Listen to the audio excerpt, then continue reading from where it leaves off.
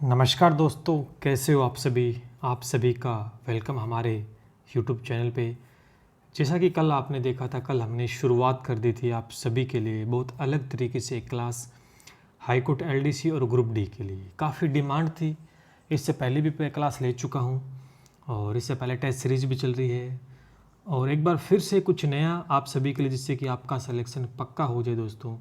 इसी सीरीज़ में कल पहली क्लास हमारी हो चुकी है। अगर किसी बच्चे ने वो क्लास नहीं देखी तो जाके ज़रूर देखिएगा और उसके आगे के प्रश्न आज हम समास में करने वाले हैं और समास का खेल खत्म आज के वीडियो में हम कर देंगे। सारे प्रश्न यहीं से पूछे जाएंगे, इतनी मेहनत हमने की है इसके अंदर।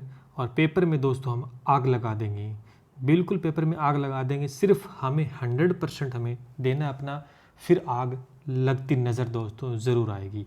तो चलिए शुरू करते हैं। तो लाइक शेयर और सब्सक्राइब कर दीजिएगा, दिल खोल के लाइक शेयर कीजिएगा, सब्सक्राइब कीजिए, जिससे हमारी YouTube फैमिली बड़ी हो पाए। चलिए शुरू करते हैं। कुछ अगर आप चाहते हैं तो हमें फॉलो भी कर सकते हैं, यहाँ पर इंस्टाग्राम पे कर सकते हैं मैथ्स के नायक, जहाँ पर आप पर्सनल DM करके मुझे पूछ सकते हैं। टेलीग्राम ज्वाइन कर लीजिए, जहाँ पर आपको इसकी PDF मिल जाएगी। और ट्विटर पे भी आप कर सकते हैं, कैंपेन वगैरह चलाएंगे, देखते हैं कब तक कुछ होता है। और उसके बाद में फेसबुक भी आप हमें फॉलो कर सकते हैं। चलिए आगे बढ़ते हैं। और पहला प्रश्न आज का, यानी कल हमने 1 से लेकर 15 प्रश्न दोस्तों कर लिए थे, इसलिए वो वीडियो जरूर देख लीजिएगा। 16वें प्रश्न से स्टार्ट करते हैं। क्या है पहला प्रश्न? अधिकरण तत्पुरुष में क्या है? 4 ऑप्शन आपके सामने हैं। पहला पद प्रधान होता है, दूसरा पद प्रधान होता है, दोनों पद प्रधान होते हैं, कोई नहीं। यानी आप देखेंगे कि अधिकरण तत्पुरुष है। अब कई बच्चे तो इसमें यही कंफ्यूज हो जाएंगे कि अधिकरण तत्पुरुष की यहाँ पर बात हो रही है। तो अगर आपने अच्छे से पढ़ा है तो यानी अधिकरण तत्पुरुष के लिए कोई अलग से नहीं बताया जाएगा, ये तत्पुरुष के अंदर ही पार्ट है। तो इसका मतलब तत्पुरुष में क्या होता है वो आपको देखना है। तत्पुरुष समास में दूसरा पद प्रधान होता है, आप सभी को पता है। और इसका आंसर भी दोस्तों दूसरा, यानी सेकंड नंबर हो जाएगा, दूसरा पद प्रधान होता है। तो क्वेश्चन को बड़े ध्यान से पढ़ना दोस्तों। चलिए आगे बढ़ते हैं इसी के साथ। इसकी PDF आपको मिल जाएगी दोस्तों टेलीग्राम चैनल पे, जरूर से ज्वाइन कर लीजिएगा, ठीक है। तो मैं ये क्लास PDF की फॉर्म में इसीलिए लेके आए क्योंकि कल PDF नहीं मिल पाई थी और ज़्यादा से ज़्यादा क्वेश्चंस ले पाएँ, इसलिए मैंने ये PDF की फॉर्म में लिए। वीडियो को तुरंत बाद PDF में टेलीग्राम पे प्रोवाइड करवा दूँ। बहुत अच्छा प्रश्न, सारे प्रश्न इंपॉर्टेंट है, सारे के सारे एग्जाम में आए हुए हैं और आने वाले हैं। शाखा मृग में कौन सा समास होगा? बताइए दोस्तों, शाखा मृग में कौन सा समास होगा? कर्मधारय होगा, तत्पुरुष होगा, बहुव्रीहि होगा, द्वंद्व होगा? इसके अंदर दोस्तों जो बच्चे अक्सर गलती करेंगे ना, इस प्रश्न के अंदर शाखा मृग में कौन सा समास होगा, ये प्रश्न आया हुआ है पटवार 2011 में, ये प्रश्न दोस्तों आया था। तो इसके अंदर जो बच्चे करेंगे, एक तो द्वंद्व समास करने की कोशिश करेंगे, वो ये सोचेंगे कि इसमें कहीं शाखा अलग है, मृग यानी दोनों पद प्रधान हो सकते हैं। वो अपना दिमाग लगाने की कोशिश करते हैं वहाँ पर। अगर उनका आधा अधूरा पढ़ा हुआ ना तो अपना दिमाग लगाएंगे, शाखा अलग मृग, तत्पुरुष भी करने की वो कोशिश यहाँ पर करने वाले हैं। एक आध कर्मधारी कर दें, एक आध बहुव्रीहि कर देंगे। तो ऐसा हमें नहीं करना है, अच्छे से ध्यान करना है। शाखा मृग का समास विग्रह क्या होता है, आपको समास विग्रह भी ध्यान होना चाहिए। यानी शाखाओं पर दौड़ने वाला मृग, शाखाओं पर दौड़ने वाला मृग शाखा मृग कहलाता है। तो यानी एक तीसरे पद की यहाँ पर दोस्तों बात की जा रही है। तो तीसरा पद किसमें प्रधान होता है? बहुव्रीहि समास के अंदर। कर्मधारी क्यों नहीं हो सकता? क्योंकि कर्मधारी दोस्तों विशेषता नहीं बता रहा है, यहाँ पर कोई विशेषता की बात नहीं। तत्पुरुष में कहीं कर्म कारक का प्रयोग नहीं हो रहा है। द्वंद्व में दोनों पद प्रधान नहीं है और स्पष्ट रूप से दिखाई भी दे रहा है कि शाखा मृग यानी शाखाओं पर दौड़ने वाला मृग। तो तीसरा पद प्रधान है, तो बहुव्रीहि इसका आंसर हो जाएगा। चलिए आगे बढ़ते हैं। अगला प्रश्न दोस्तों, समास युक्त पद आपको बताना है, ये भी इंपॉर्टेंट है, आया हुआ है। आप देखते ही इसका उत्तर टिक कर दोगे, मैंने इजी सा लिया। फिर भी बच्चे गलत करते हैं। आप अगर ध्यान से देखो, संपर्क, अगर इसका समास वगैरह क्या करें, कुछ नहीं हो सकता। कलोल का भी एक शब्द पूरा नहीं हो सकता। बिजली का भी कुछ समास विग्रह नहीं करें, क्या कर सकते हैं? यानी सुख साधन, सुख के लिए साधन, तो हम कह सकते हैं इसका समास विग्रह हो सकता है। यानी समास युक्त पद सुख साधन, तो इसका तीसरा ऑप्शन दोस्तों सही हो जाएगा, ठीक है। चलिए आगे बढ़ते हैं इसी के साथ। अगला प्रश्न, किस में बहुव्रीहि समास है? किस में बहुव्रीहि समास है? कई बार क्या होता है कि हमें प्रश्न का उत्तर मालूम नहीं होता, लेकिन हम उत्तर ऑप्शन से भी निकाल सकते हैं। जैसे कि इस प्रश्न का हम उत्तर निकालेंगे, बहुव्रीहि समास का मतलब होता है कि तीसरा पद प्रधान हो, वही होगा ना। मेघनाथ में चलते, तो मेघनाथ में हमें इसका समास विग्रह नहीं आता है, कोई बात नहीं, छोड़ दो उसको, आपको नहीं आता। मैं ऑप्शन से उत्तर निकालने की बात समझा रहा हूँ आपको। कई बार प्रश्न का उत्तर आपको नहीं आता है, कोई बात नहीं, लेकिन ऑप्शन से भी आप निकाल सकते हो। जैसे कि मेघनाथ का समास विग्रह नहीं आता, कोई बात नहीं, लेकिन आप जानते कि सप्ताह है, कौन सा समास होगा? सप्ताह है, यानी अंक की बात हो रही तो द्विगु हो जाएगा। हस्तलिखित में आपको पता ही है, हाथ से लिखित, और ये तत्पुरुष यश को प्राप्त, ये भी तत्पुरुष हो जाएगा। तो कहीं ना कहीं ये तीनों ही अलग समास है, इनमें बहुव्रीहि नहीं, आपको पता है। तो ऑटोमेटिक ही आपका उत्तर मेघनाद, मेघनाद हो जाएगा। तो इस तरीके से आप ऑप्शन से भी दोस्तों कर सकते हैं, यानी अपने दिमाग का को यूज करना है वहां पर। अगर प्रश्न का उत्तर मालूम नहीं है तो ऑप्शन का यूज कर लीजिए। चलिए बढ़ते हैं इसके साथ। अगला प्रश्न देखिए, जैसे इस प्रश्न का उत्तर देखिए, किसमें कर्मधारी समास? अब जब भी कर्मधारी समास की बात आए ना, तो आपके दिमाग में उसकी विशेषता आनी चाहिए कि कर्मधारी समास में होता क्या है। आपको पता है विशेषण होता है, विशेष्य होता है, यानी कहीं ना कहीं विशेषता बताई जाती है। आपको इसका उत्तर नहीं पता तो रणवीर का समास विग्रह नहीं आता, छोड़ दें। विचार मगन नहीं पता आपको, सिरदर्द नहीं पता, यानी आप इसका समास विग्रह नहीं कर पा रहे हो। लेकिन इसमें ये तो देख सकते हो कि किसमें विशेषता बताई जा रही है। आप ये तो देख सकते हो ना किसमें विशेषता बताई जा रही है। तो दुष्चरित्र, ये मैंने ये शय लगा दिया, ये नहीं होगा इसमें, ठीक है, ये टाइप में थोड़ी गलती होगी, इसमें ये शय आएगा, ठीक है, ये शय इसमें आएगा। तो दुष्चरित्र का मतलब है कि बुरा चरित्र, यानी चरित्र है वो बुरा है। यानी कर्मधारी समास में क्या होता है? विशेषता बताना, चरित्र की विशेषता यहाँ बताई जा रही है। बाकी तीन ऑप्शन आपके सामने हैं, उसमें कहीं भी विशेषता का वर्णन दोस्तों नहीं हुआ है। अगर आप ध्यान से देखेंगे, एक ऐसा शब्द जो सामने दिखाई दे रहा है, दुष्चरित्र, यानी बुरा चरित्र, यानी चरित्र की विशेषता बता दे कि चरित्र बुरा है, तो कर्मधारी समास इसमें ही होगा। चलिए आगे बढ़ते हैं। तत्पुरुष समास है, किसमें तत्पुरुष? ईश्वर प्रदत्त, ग्रहघात, हस्तलिखित या सभी होंगे? लगभग दोस्तों 80% ध्यान करना, ऐसा प्रश्न जब भी आपको देखने को मिले जिसमें सभी होंगे, मैं 80% की बात कर रहा हूं। अगर आपको उसका उत्तर मालूम है तब तो आप उस हिसाब से करें। जब आपको उसका उत्तर मालूम ही नहीं है, तब लगभग जब भी तुक्का लगाने की बात होती है एक दो प्रश्नों में, तो आप सभी होंगे, इस पे तुक्का लगा दीजिएगा। फिर भी मैं आपको बता रहा हूं, आपको याद रखना है, ईश्वर प्रदत्त, ग्रहघात, हस्तलिखित सभी होंगे, यानी इन तीनों में दोस्तों तत्पुरुष समास होगा। ठीक है, चलिए आगे बढ़ते हैं। ये सारे बहुत महत्वपूर्ण प्रश्न है दोस्तों। अगला प्रश्न, और सभी के सभी एग्जाम में आए हुए हैं, किस क्रम में सही नहीं है?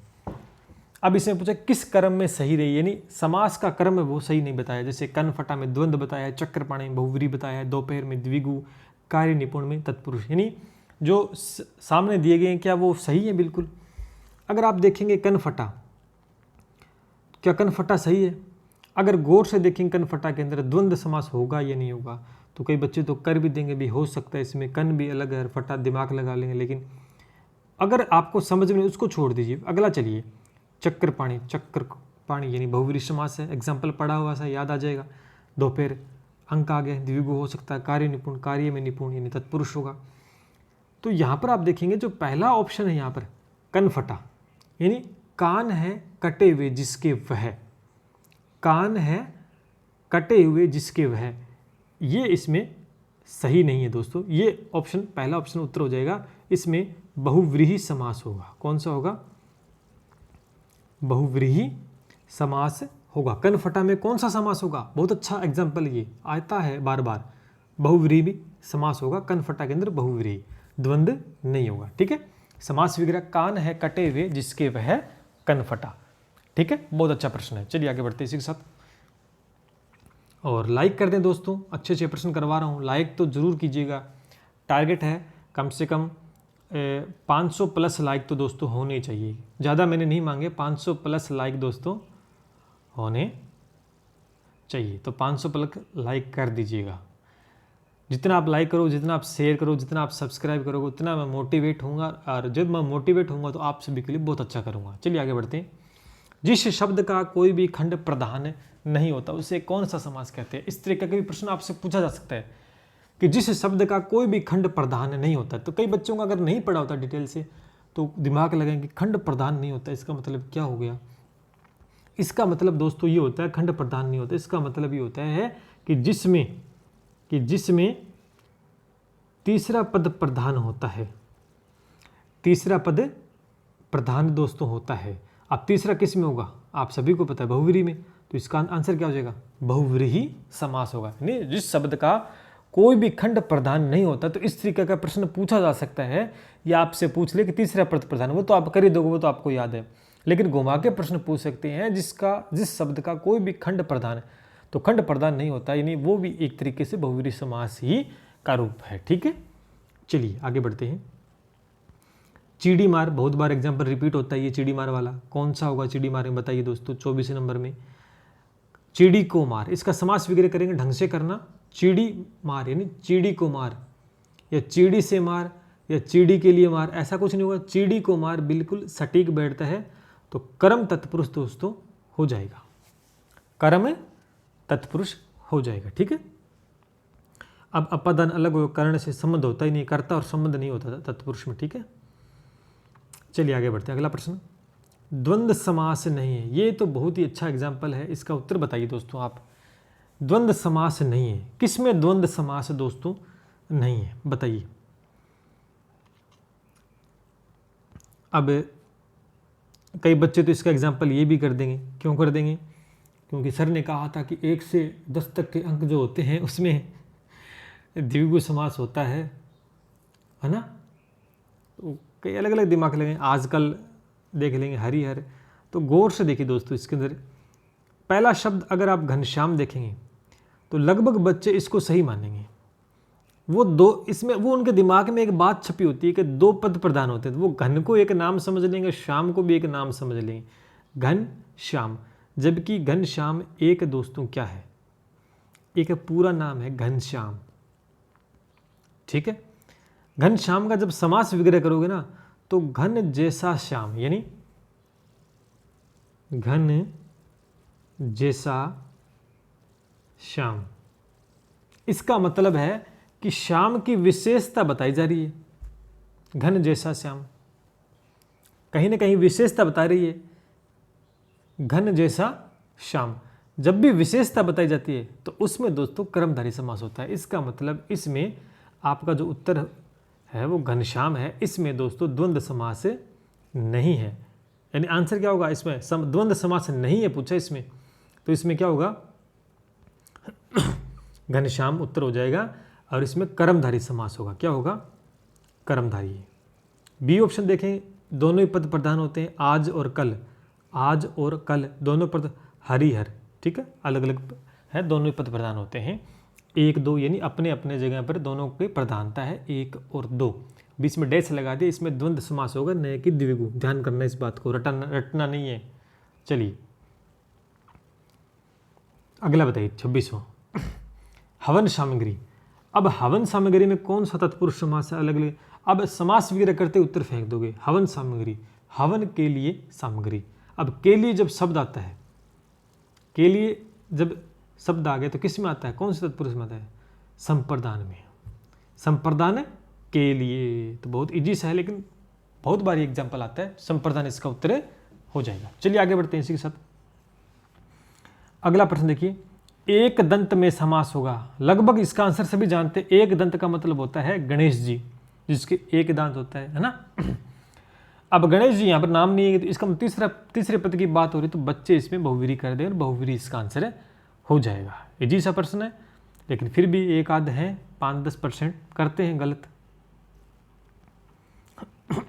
अगला देखिए, कर्मधारय समास नहीं है। अब कर्मधारय कौन सा नहीं होगा? जिसमें विशेषता नहीं होगी। अब महापुरुष, महान है जो पुरुष, महात्मा, महान है जो आत्मा, काला सांप, सांप की विशेषता बता दिए कि सांप क्या है? काला है। अगर सांप काला है तो ये भी फिर कर्मधारय का ही है। अब राजपुरुष, राजा का पुरुष, यहाँ कोई पुरुष की विशेषता नहीं है कि राज विशेषता है, तो यहाँ पर कर्मधारी समास है, तीसरे में नहीं होगा। आपका 3 नंबर ऑप्शन सही हो जाएगा। ठीक है, तीसरा इसका उत्तर होगा। अगला थी तुलसीकृत में समास होगा। ये भी बहुत बार एग्जाम्पल पूछा जाता है। समास विग्रह कर लीजिएगा, उत्तर आप दे दोगे। तुलसी द्वारा कृत, तुलसी द्वारा कृत, तो क्या होगा इसका? 1 नंबर ऑप्शन हो जाएगा, या तुलसी से कृत। ठीक है, अलग अलग है इसमें, तो कर्ण तत्पुरुष इसमें हो जाएगा, से द्वारा। ठीक है, आगे बढ़ते हैं। समास का शाब्दिक अर्थ, बड़ा जैसे प्रश्न है। संक्षेप इसका ऑप्शन हो जाएगा, सीधा आपको याद रखना है। समास का शाब्दिक अर्थ क्या होता है? संक्षेप। ठीक है, न तो विग्रह होगा, न विस्तार होगा, न विच्छेद होगा, संक्षेप होगा शाब्दिक अर्थ। चलिए, द्वंद्व समास नहीं है, द्वंद्व समास नहीं है। कपड़े लत्ते बिल्कुल है, दोनों पद प्रधान है। पान तमाकू दोनों पद प्रधान है।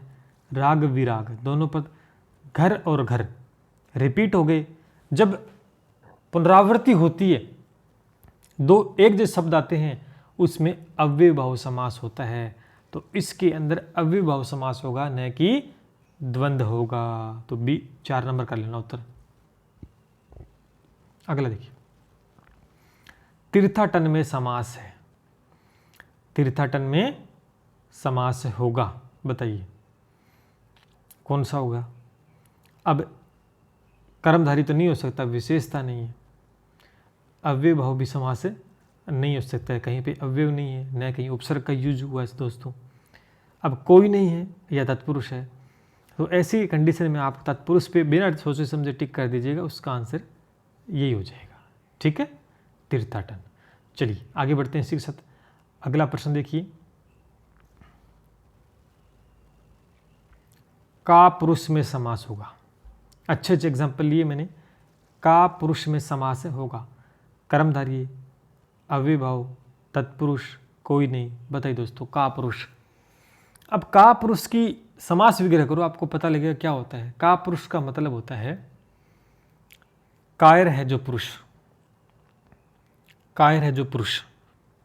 अब कायर है जो पुरुष तो कहोगे सर बहुव्रीहि होगा, नहीं, यहां पर पुरुष की विशेषता बताई गई दोस्तों, पुरुष की विशेषता, जबकि बहुव्रीहि ऑप्शन में नहीं है, होता तो हम सोचते हैं, लेकिन यहां पर कर्मधारी दे रखकर, कर्मधारी इसका उत्तर होगा, क्योंकि यहां पर पुरुष की विशेषता बताइए कि पुरुष क्या है, कायर है। का पुरुष यानी पुरुष है, कायर है, तो इसमें कर्मधारी होगा। चलिए आगे बढ़ते हैं, बाकी तो हो ही नहीं सकते। अगला प्रश्न, अनादि में समास होगा। बताइए दोस्तों, अनादि में समास होगा। अब बहुत से बच्चे इसमें अव्ययभाव समास करने की कोशिश करेंगे, है ना, क्योंकि मैंने बताया था कि जब भी उपसर्ग आता है शुरू में और फिर अव्ययभाव कर देंगे, रटा हुआ है। लेकिन मैंने ये भी बताया था कि उपसर्ग हो लेकिन उस शब्द का विलोम बनता है तो उसमें तत्पुरुष होगा, मैंने ये बात भी बोली थी। तो अनादि का तत्पुरुष, अनादि का विलोम शब्द क्या होता है?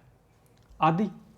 इसका विलोम बनेगा, जब इसका विलोम बन जाएगा तो अव्ययभाव तो नहीं होगा, द्विगु संख्यावाचक नहीं हो सकता, तो तत्पुरुष इसका उत्तर हो जाएगा। तो यानी जो चीज़ मैंने बता रखी है वो चीज़ें दिमाग में रखनी है, रटना नहीं। तो ये थे आपके प्रश्न, उम्मीद करता हूँ इतने प्रश्न हैं। हाँ, 34 प्रश्न मैंने आपको करवाए और बहुत अच्छे क्वेश्चंस थे। कल के क्वेश्चंस और आज के क्वेश्चन इतने कर लेते तो बहुत अच्छा रिवीजन हो जाता है। बाकी आप इजी प्रश्न हैं, इनके अलावा जो प्रश्न आएंगे वो बिल्कुल इजी होंगे। इनके अलावा जो प्रश्न पूछे जाएंगे वो इजी ही प्रश्न होंगे, जो कठिन प्रश्न होगा वो इन्हीं में से पूछा जाएगा। तो समास का खेल खत्म हो गया है। कल एक नए टॉपिक पे डिस्कशन करेंगे। अच्छी लगी है तो क्लास लाइक कर देना, शेयर कर देना और सब्सक्राइब कर देना। कोई डाउट है तो कमेंट करके पूछ लेना।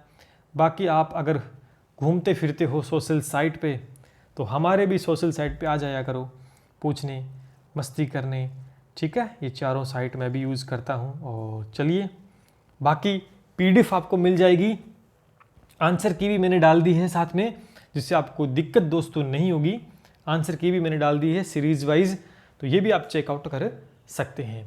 तो PDF मिल जाएगी टेलीग्राम चैनल पे, ये नाम है मैथ SK नायक, देख लेना। मिलते हैं इसी के साथ, जय हिंद, जय भारत।